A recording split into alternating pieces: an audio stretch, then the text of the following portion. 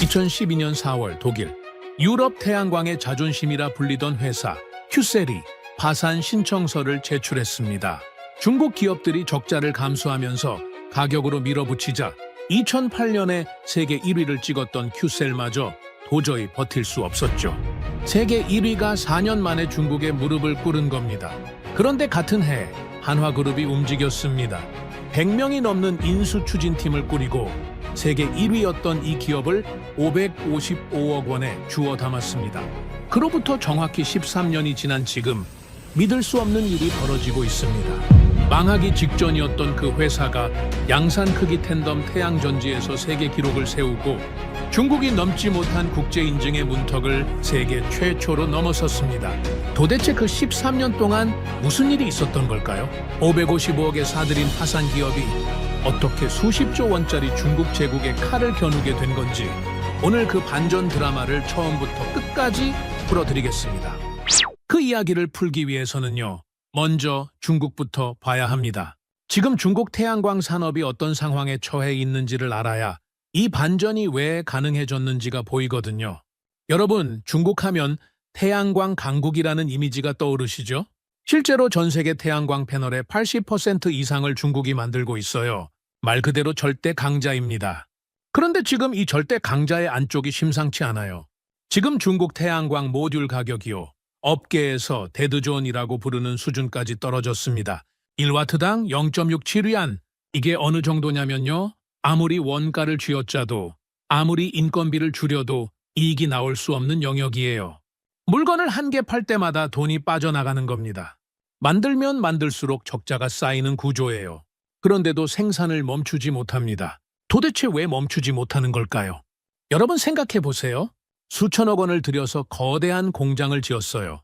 최신 설비를 깔고 직원 수천 명을 뽑았어요. 그런데 이걸 세워놓고 가만히 두면 어떻게 됩니까? 기계 감가상각비, 대출 이자, 직원 월급, 이게 가만히 있어도 매달 빠져나갑니다. 공장을 돌리면 적자지만 안 돌리면 적자가 더 커요. 그러니까 울며 겨자 먹기로 계속 돌리는 겁니다. 밑 빠진 독에 물을 붓고 있는 건데 물을 안 부으면 독 자체가 깨지니까요. 그리고 여기에는 보이지 않는 구조가 하나 숨어 있어요. 중국의 태양광 공장은요, 단순한 민간 기업이 아닙니다. 지방정부가 세금 감면해주고 땅을 싸게 내주고 은행이 대출을 밀어줘서 세운 공장이에요. 지방정부의 세수, 은행 대출, 지역 고용이 전부 한 몸처럼 엮여있는 거대한 피라미드 구조입니다. 공장 하나가 멈추면 그 지역 은행 대출이 부실해지고 세수가 줄고 일자리가 사라져요. 지역 경제 전체가 흔들리는 거죠. 그러니까 기업 혼자 우리 그만할게요. 이렇게 결정할 수 있는 문제가 아닌 겁니다. 손해를 보면서도 절대 멈출 수가 없는 구조예요. 그러면 어떤 일이 벌어지겠습니까? 여러분, 재래시장을 한번 생각해 보세요. 옆 가게가 가격을 내리면 나도 내려야 하잖아요? 안 내리면 손님이 다 옆으로 가니까요? 그럼 그 옆 가게도 또 내려요? 나도 또 내리고 옆집도 또 내리고 그러다 보면 결국 남는 게 없어요. 이익은 사라졌는데 아무도 문을 닫지 못하는 거예요. 지금 중국 태양광 산업에서 딱 이게 벌어지고 있습니다. 중국에서는 이걸 내권이라고 부릅니다. 그러니까 쉽게 말해서 밖에 있는 적과 싸우는 게 아니라 안에서 끝없이 서로를 깎아먹는 구조예요. 자기들끼리 무한 경쟁을 하다가 자기들끼리 쓰러지는 겁니다. 그 결과를 숫자로 보여드릴게요. 태양광의 핵심 원료인 폴리실리콘 가격이요. 2022년에 킬로그램당 39달러였습니다. 지금이요? 4.5달러 밑으로 떨어졌어요. 무려 88% 폭락입니다. 감이 잘 안 오실 수 있는데요. 여러분이 5만 원짜리 물건을 하나 갖고 있었다고 해보세요. 그게 2년 사이에 6천 원이 된 겁니다. 그냥 가격이 좀 내려간 수준이 아니에요. 산업의 기반 자체가 흔들리는 수준입니다. 이 충격파가 중국 안에서만 끝났을까요? 아닙니다. 중국 밖으로까지 퍼져나갔어요. 노르웨이의 노르선 크리스탈스, 유럽의 메이어버거까지 중국발 가격 폭탄에 쓸려나가서 공장 문을 닫았습니다. 중국 기업들이 원가 이하로 쏟아내는 물량을 도저히 감당할 수가 없었던 거죠. 업계 전체 손실이 자그마치 600억 달러. 우리 돈으로 80조 원이 넘어요? 80조 원이면 우리나라 1년 국방 예산보다 많은 돈입니다. 그 돈이 태양광 산업 하나에서 증발한 거예요. 그러니까 정리하면 이겁니다. 중국은 태양광 시장을 장악한 게 아니라 스스로의 성공에 잡아먹히고 있는 거예요. 너무 오래, 너무 압도적으로 이겨왔기 때문에 구조 자체가 무거워진 겁니다. 이기는 방법밖에 모르는 제국이 이기면 이길수록 더 깊은 수렁에 빠지고 있는 거죠. 그야말로 제국의 자충수입니다. 그런데 여러분, 바로 이 시기에요? 이 거대한 제국이 안에서부터 균열이 생기기 시작한 바로 그 시기에 태양광 산업의 게임 규칙 자체를 바꿔버리는 기술이 등장했습니다. 거대한 용광로가 아니라 잉크통이 무기가 되는 시대가 열리기 시작한 겁니다. 그 기술의 이름은 페로브스카이트입니다. 이름이 좀 어렵죠? 재미있는 건요, 이게 무슨 최첨단 실험실에서 합성해낸 신물질이 아니라는 거예요. 1839년 러시아 우랄 산맥에서 발견된 천연 광물입니다. 러시아 광물학자 페롭스키의 이름을 따서 붙인 이름이에요. 그런데 이 물질이요, 발견되고 나서 거의 200년 가까이 그냥 돌멩이 취급을 받았어요. 아무도 관심을 안 가졌습니다. 광물 도감에 이름 하나 올라가 있을 뿐 쓸모가 있다고 생각한 사람이 없었던 거죠. 그런데 21세기 들어서 엄청난 비밀이 하나 밝혀집니다. 이 돌멩이가요, 태양빛을 전기로 바꾸는데 거의 이상적인 결정 구조를 가지고 있었던 겁니다. 200년 동안 발밑에 굴러다니던 돌이 사실은 에너지 혁명의 열쇠였던 거예요. 그러면 이 물질이 도대체 어떻게 기존 태양광판을 뒤집는다는 걸까요? 핵심은 텐덤이라는 구조에 있어요. 텐덤이 뭐냐면요, 쉽게 말씀드릴게요. 여러분, 집 대청소를 한다고 생각해 보세요. 혼자 하면 높은 선반도 닦고 낮은 서랍도 정리하고 이것저것 다 해야 하잖아요? 시간도 오래 걸리고 힘도 빠지죠. 그런데 두 사람이 하면 어떻습니까? 한 사람은 위쪽만 담당하고 한 사람은 아래쪽만 담당해요. 서로 역할을 딱 나누면 훨씬 빠르고 효율적이잖아요. 그러니까 쉽게 말해서 텐덤이 딱 이 구조입니다. 위층에 페로브스카이트를 올리고 아래층에 기존 실리콘을 깔아요. 위층의 페로브스카이트는 에너지가 높은 푸른빛 쪽을 흡수하고 아래층의 실리콘은 에너지가 낮은 붉은빛 쪽을 흡수합니다. 햇빛이 들어오면 두 층이 각자 맡은 영역을 나눠서 전기로 바꾸는 거예요. 기존의 실리콘 혼자서는 햇빛의 절반밖에 못 쓰던 걸 두 층이 나눠 먹으니까 효율이 확 올라가는 겁니다. 이걸 숫자로 보면 더 확실해요. 기존 실리콘 태양 전지는요, 물리 법칙상 33.7%가 한계입니다. 이건 기술을 아무리 발전시켜도 절대 넘을 수 없는 벽이에요. 자연이 정해놓은 천장이 있는 거죠. 그런데 텐덤은요? 이론적으로 43%까지 가능합니다. 아직 올릴 여지가 한참 남아있다는 뜻이에요. 실제로 론지라는 중국 기업이 실험실에서 찍은 세계 기록이 34.85%인데요. 이게 무슨 의미인지 아시겠습니까? 이미 실리콘의 물리적 한계를 넘어선 숫자입니다. 실리콘이 아무리 발버둥 쳐도 도달할 수 없는 영역에 텐덤은 벌써 들어가 있는 거예요. 그런데 여러분, 효율보다 더 중요한 게 있어요. 진짜 게임을 바꾸는 건 이겁니다. 만드는 방식 자체가 완전히 달라진다는 거예요. 기존 실리콘 태양전지를 만들려면요, 규소를 녹이는데 1500도짜리 용광로가 필요합니다. 어마어마한 전기를 먹는 중공업이에요. 거대한 공장, 거대한 설비, 거대한 자본이 있어야 시작조차 할 수 있는 산업이었죠. 그래서 중국이 그렇게 유리했던 겁니다. 규모로 밀어붙이는 싸움이니까요. 그런데 페로브스카이트는요, 150도 미만에서 만들어집니다. 정확히 10분의 1 온도예요. 감이 잘 안 오실 수 있는데 이건 산업의 성격 자체가 바뀌는 겁니다. 쉽게 말해서 거대한 제철소가 필요했던 산업이 고급 프린터가 돌아가는 공장으로 바뀌기 시작한 거예요. 핵심 공정 이름이 슬롯다이 코팅이라는 건데요. 페로브스카이트 용액을 가느다란 노즐로 기판 위에 아주 얇고 균일하게 펴바르는 방식이에요. 여러분, 식탁에 랩 씌워 보신 적 있으시죠? 주름 하나 없이 팽팽하게 딱 붙여야 제대로 덮이잖아요. 조금만 삐뚤어져도 빈틈이 생기고 구겨지면 다시 해야 하고요. 그런데 이건 그 두께가 머리카락의 수십 분의 1이에요. 그러니까 쉽게 말해서 나노 단위에서 랩을 씌우는 거예요. 조금만 흔들려도 효율이 떨어지고 수명이 불안정해집니다. 이 정밀도를 얼마나 안정적으로 유지하느냐가 승패를 가르는 거죠. 자, 그러면 여기서 한번 정리를 해볼게요. 이게 왜 중요한지. 예전 태양광 경쟁은 얼마나 크게, 얼마나 싸게 만드느냐가 전부였어요. 공장 규모를 키우고 인건비를 낮추고 물량으로 밀어붙이는 싸움. 중국이 압도적으로 유리했던 게임이죠. 그런데 이제는 얼마나 정밀하게, 얼마나 균일하게 바를 수 있느냐가 중요해졌습니다. 나노 단위에서 결함을 잡아내고 수십 분의 1 머리카락 두께를 흔들림 없이 유지하는 싸움이에요. 규모의 싸움에서 정밀도의 싸움으로 넘어간 겁니다. 그리고 여러분, 수십 년 동안 아주 얇은 막을 균일하게 만들고 미세한 결함을 줄이는 기술을 축적해온 나라가 어디인지 감이 오시죠? 반도체, 디스플레이로 그 정밀도를 수십 년째 갈고 닦아온 나라. 바로 그 나라가 이 새로운 싸움의 한가운데에 서 있습니다. 그런데 여기서 큰 문제가 하나 있었어요. 페로브스카이트는요, 실험실에서는 거의 꿈 같은 물질이었습니다. 효율도 좋고, 만드는 온도도 낮고, 가격도 저렴하고, 그런데 밖으로 나오는 순간 약해지기 시작했거든요. 습기에 노출되면 성능이 뚝 떨어지고, 열에 오래 두면 결정 구조가 흔들리고, 시간이 지나면 효율이 급격히 감소했습니다. 여러분, 쉽게 말해서 시험 볼 때는 만점인데 실전에만 나가면 무너지는 거예요. 미국도 이 벽을 못 넘었고, 유럽도 못 넘었고, 중국도 못 넘었어요. 수십 년 동안 전 세계 연구진들이 달려들었는데 이 안정성이라는 벽 앞에서 번번이 멈췄습니다. 그런데요, 그 벽을 가장 먼저 뚫어낸 곳이 있었어요. 재미있는 건요, 한국이 처음부터 효율 세계 기록 경쟁에 뛰어든 게 아니라는 겁니다. 중국 론지가 34%를 찍었다고 뉴스가 나올 때 한국 연구진들은 훨씬 지루하고 느려 보이는 문제를 파고들고 있었어요. 이 셀이 얼마나 오래 버틸 수 있는가? 실험실이 아니라 실제 공장에서도 같은 품질을 반복할 수 있는가? 화려한 숫자 대신 현실의 벽을 먼저 풀겠다는 거였죠.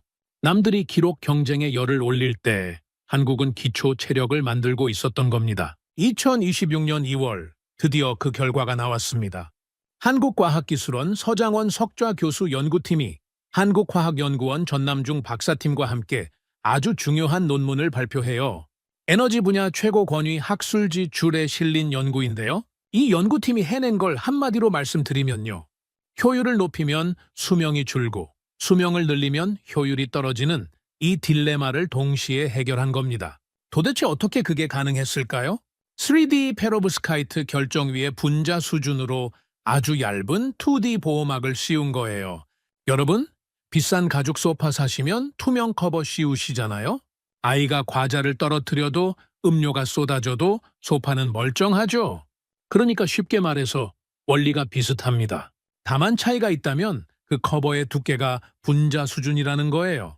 눈에 보이지도 않는 보호막 하나가 습기도 막아주고 열도 버텨주고 효율까지 지켜주는 겁니다. 서장원 교수님은 이렇게 말씀하셨어요.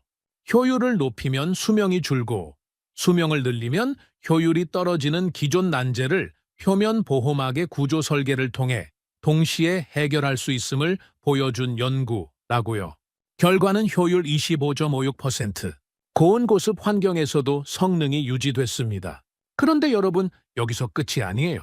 연구실에서 좋은 숫자를 만드는 것과 실제 공장에서 양산할 수 있는 크기로 같은 결과를 내는 건 완전히 다른 문제거든요.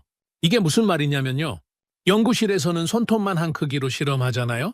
거기서 25%가 나왔다고 해서 그걸 수백 배 키운 진짜 제품에서도 같은 효율이 나온다는 보장이 없는 거예요. 크기를 키우면 균일하게 코팅하기가 훨씬 어려워지니까요.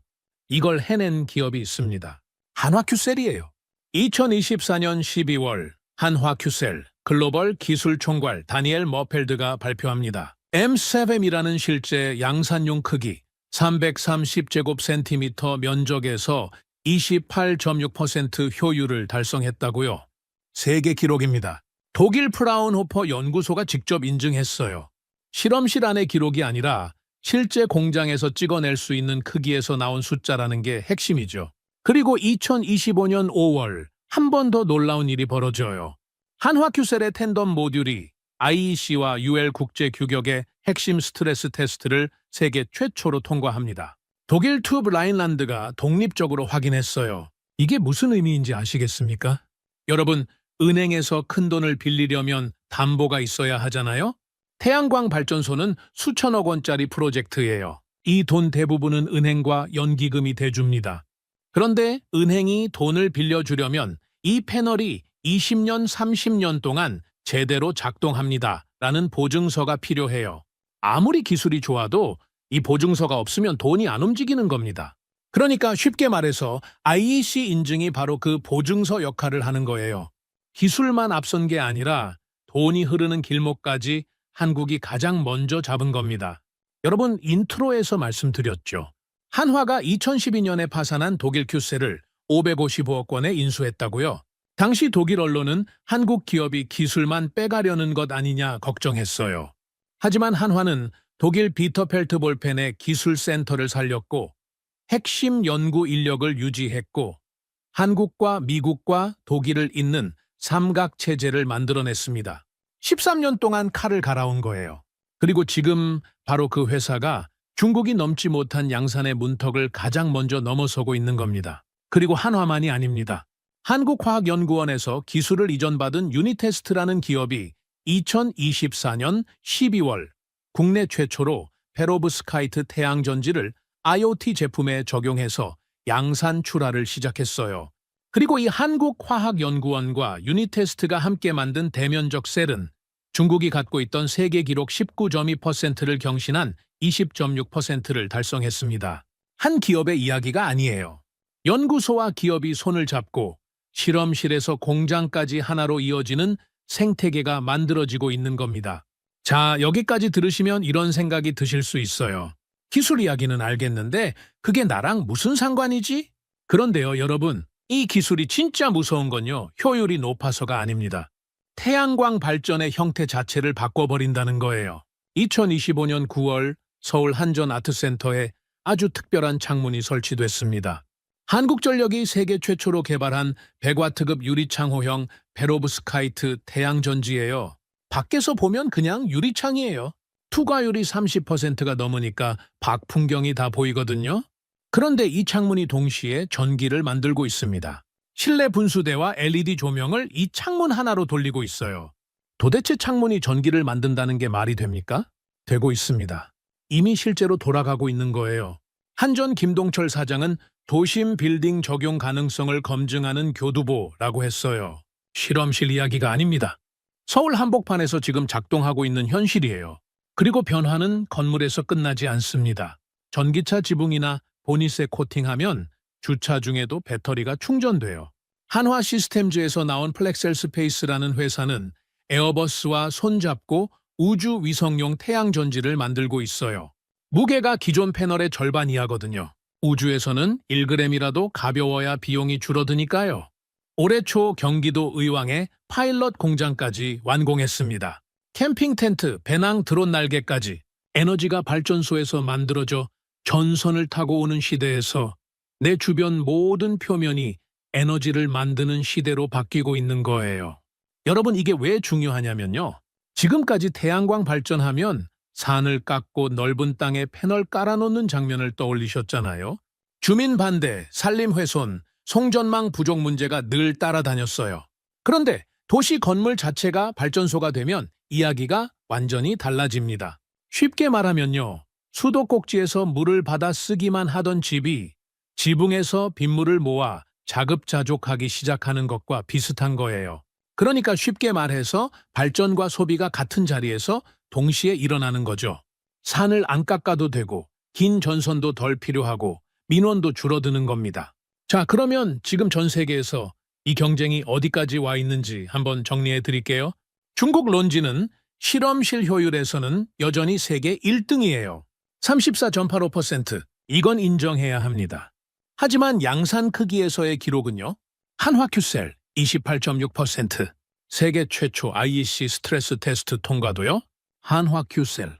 영국의 옥스포드 PB는 세계 최초로 상업 모듈을 출하했어요. 효율 24.5%짜리를 미국 고객에게 보냈죠. 하지만 대규모 양산 체제는 아직이에요. 그러면 우리 한국은 어떤 자리에 서 있는 걸까요?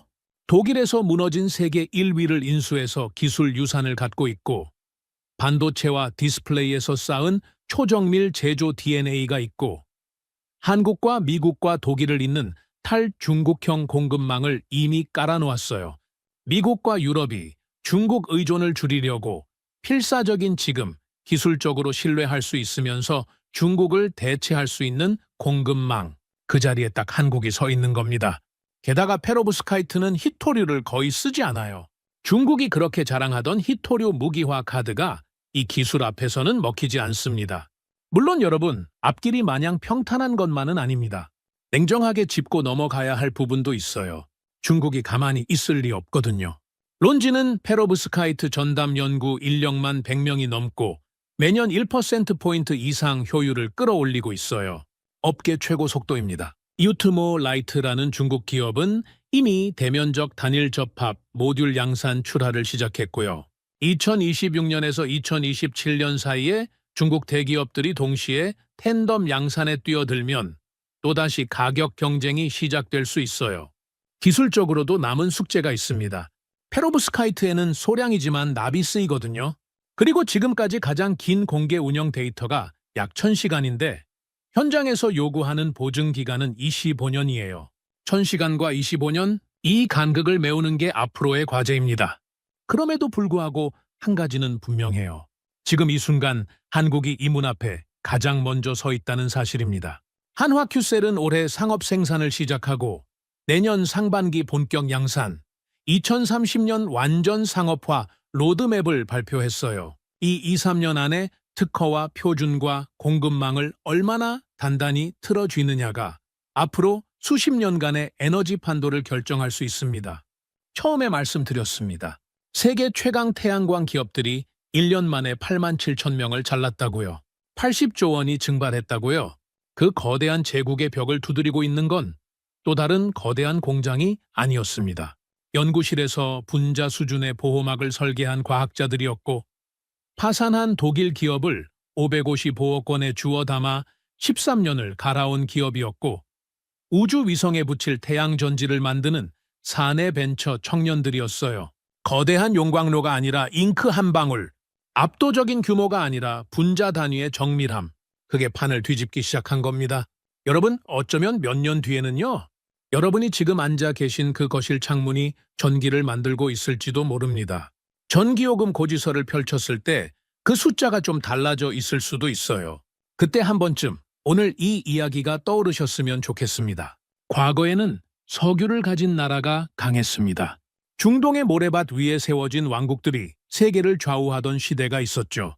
하지만 앞으로는 달라요.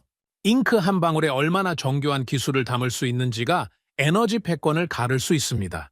자원의 시대가 저물고 지식의 시대가 열리는 그 변곡점. 어쩌면 우리는 지금 바로 그 순간을 보고 있는 건지도 모릅니다. 그리고 그 변곡점 위에 대한민국이 서 있습니다.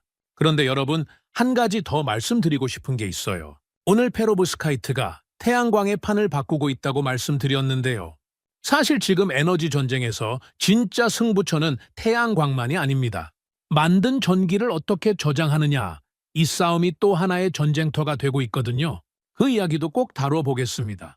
오늘 영상이 도움이 되셨다면 좋아요 한번 눌러주시고요. 아직 구독 안 하신 분들은 구독과 알림 설정까지 부탁드립니다. 댓글로 여러분 생각도 남겨주세요. 그럼 다음 영상에서 뵙겠습니다.